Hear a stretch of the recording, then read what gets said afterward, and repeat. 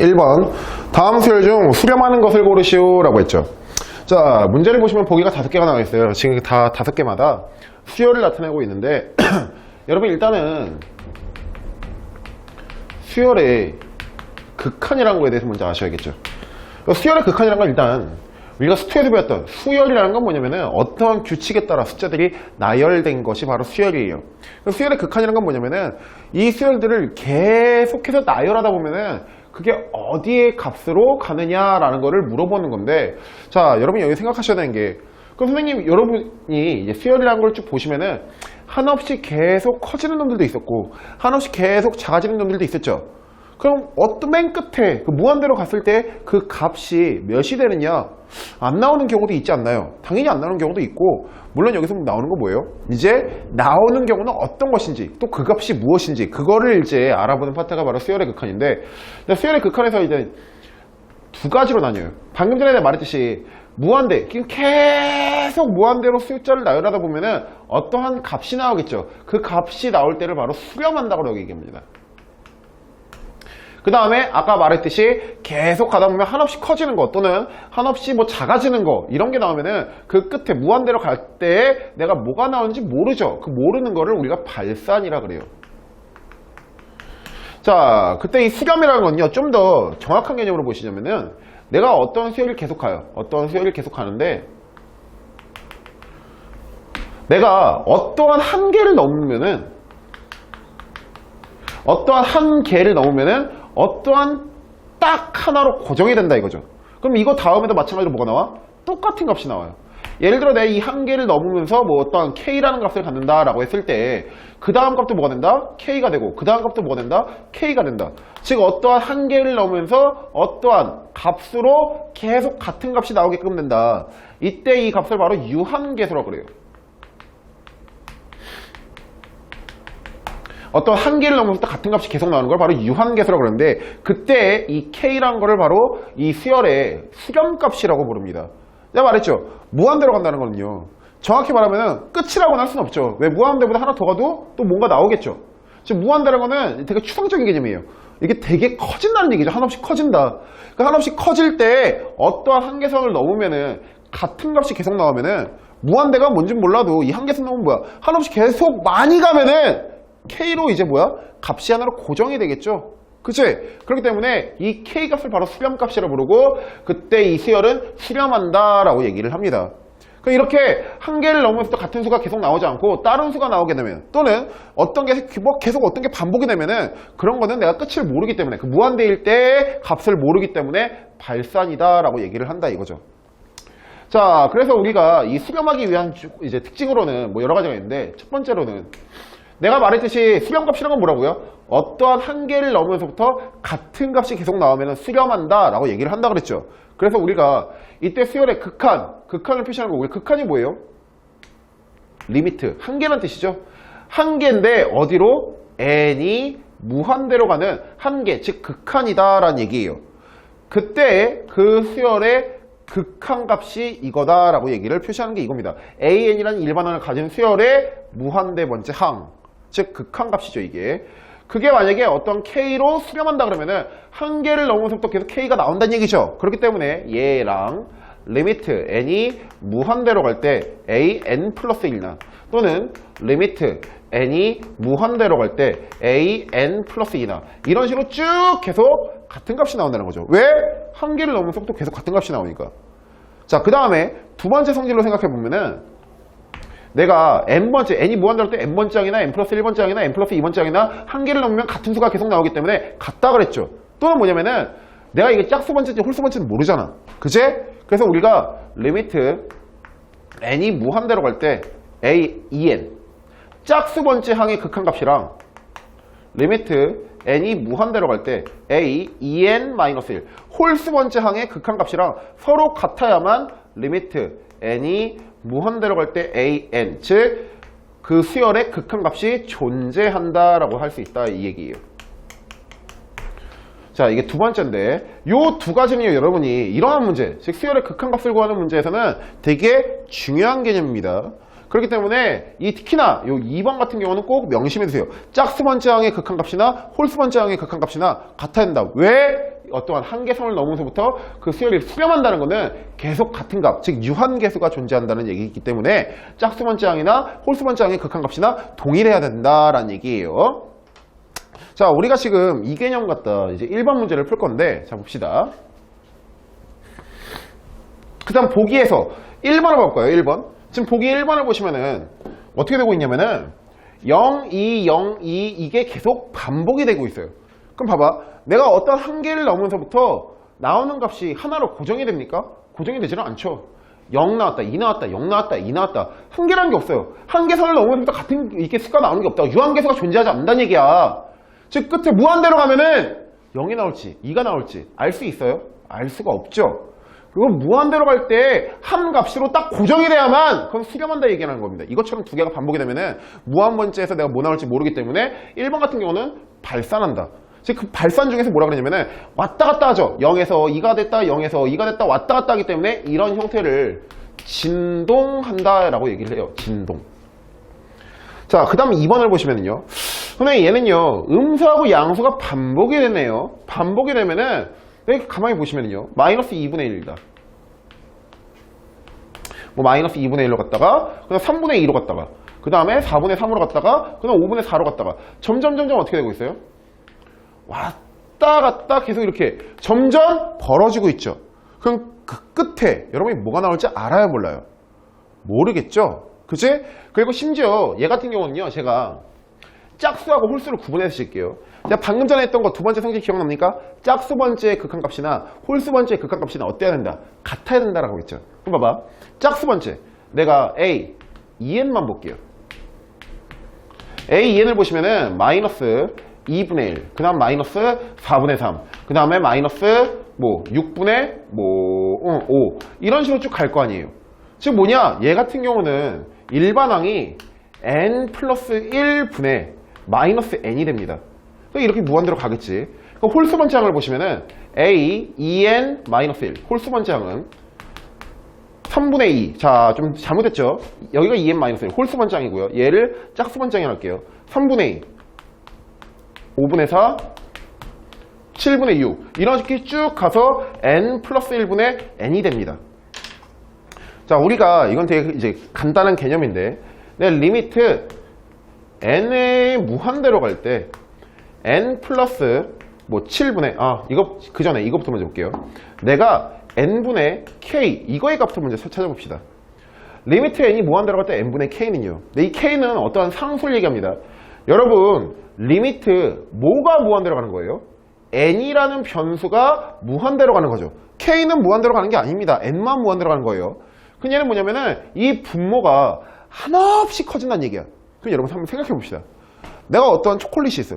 초콜릿을 애들한테 나눠줄 거예요. 한 조각을. 그 한 조각을 애들한테 나눠줄 건데 애들이 무한대야. 그럼 내가 이걸 초콜릿을 어떻게 쪼개야겠어? 무한개로 쪼개야겠죠. 그 초콜릿을 무한개로 쪼개면은 보여? 보이지가 않지. 지금 뭔 얘기냐? 어떠한 상수인데 그 분모가 무한대로 간다는 건 결론적으로 이 상수를 무한개로 쪼갠다는 얘기 아니야. 그럼 무한대로 쪼개면 몇이 나오겠어요? 0이 나오겠죠. 없을 거 아니야. 이해됩니까? 즉 우리가 리미트 n이 무한대로 갈 때 예를 들어서 an 플러스 b분의 cn 플러스 d라고 하면은요, 내가 분모 분자를 뭐로 할 거냐? 분모 분자를 n분의 1을 곱해버릴 거예요. n분의 1을 곱해버리면 어떻게 나오느냐? 얘는 리미트 n이 무한대로 갈 때 a 더하기 n분의 b 분의 c 더하기 n분의 d가 나옵니다. 아까도 말했지만 이 n분의 t 어떠한 상수분의 무한대분의 상수는요 몇이 되더라? 0이 되더라. 얘도 마찬가지로 어떠한 상수분의 무한대는 무엇이 되더라? 0이 되더라. 하기 때문에 a분의 c가 돼요.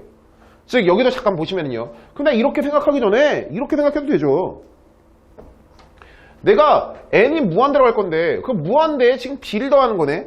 여러분 이 생각을 해보세요. 내 태평양이란 바다에 물이 무한대가 있죠. 바닷물이. 거기에 스포이드 갖다 물을 몇 방울 떨어뜨린다 생각해봐. 수면에 변화가 있습니까? 없죠. 이것도 똑같은 얘기야. 내가 무한대에다가 b를 더한다? 뭔 개소리야. 뭐 해봤자 뭔 소용이 있어. 지워버린다 이거죠. 이것도 마찬가지로 뭐야? 무한대 D? 더하지 마.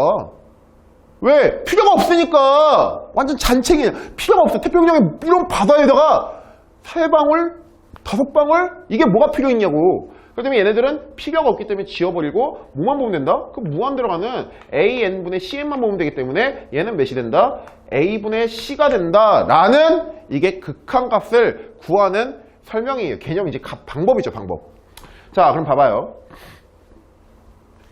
내가 이걸 이용해서 잠깐 보시면은 여기 보시면은 내가 2번이죠. 지금 홀수 번째 항이랑 이거 2n-1이에요.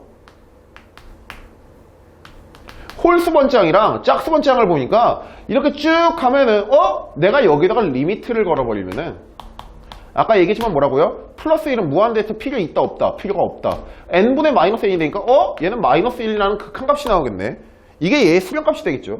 그러면 짝수 번째 항을 보니까 이렇게 쭉 하면은 이 새끼도 뭐야? 리미트를 걸어버리면은 무한 번째에서 짝수 번째 항은 어떻게 된다? 이 새끼 필요 없으니까 n분의 2에서 1이 된다. 그럼 뭡니까?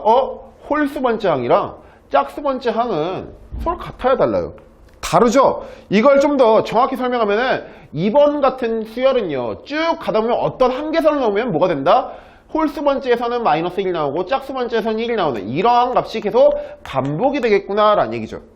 그럼 이거 유한계수가 하나로 존재됩니까? 안 됩니까? 안 되죠? 그럼 무한 번째로 간다 그러면 내가 1이다 또는 마이너스 1이다 이렇게 확정 지을 수가 있어요 없어요? 없죠. 그렇기 때문에 이 2번 같은 경우도 마찬가지로 뭐가 된다? 수렴하지 않고 뭐가 된다? 발산한다. 정확히 말하면 뭐예요? 마이너스 1. 한계선을 넣으면 마이너스 1과 1이 반복이 될 거기 때문에 얘는 뭐가 된다? 얘는 진동이구나 라고 얘기를 하는 겁니다.